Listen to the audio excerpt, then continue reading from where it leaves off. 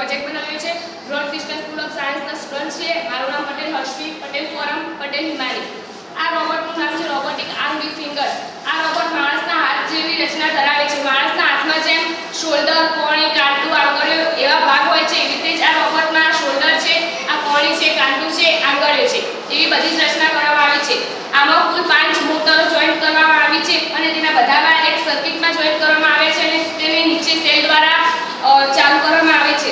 અને આનું operate direct computer દ્વારા કરવામાં આવે છે. કોમ્પ્યુટરમાં આપણે જે ઓર્ડર આપીએ તે આ રોબોટ કાર્ય કરી શકે છે. આપણે કેમ કે આ એની ઓગળ્યું છે તો તેને આપણે W દ્વારા ભેગી કરી શકીએ છીએ.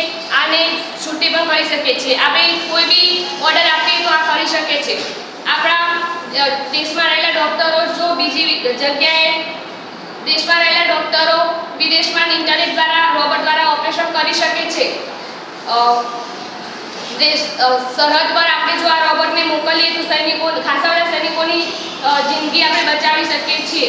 આ રોબોટ લખવાનું કાર્ય પણ કરી શકે છે. આપણે સોફ્ટવેર દ્વારા કોઈ પણ પ્રોગ્રામ આમાં જોઈન કરીએ દરેક કાર્ય આ રોબોટ કરી શકે છે. આ એક વસ્તુને એક જગ્યાએથી ઉપાડીને બીજી જગ્યાએ પર મૂકી શકે છે. અહીંયા લાઇટ છે, આની વચ્ચે લાઇટ ફિટ કરવા માટે છે જે અંધારામાં કામ કરવામાં મદદ કરી શકે છે.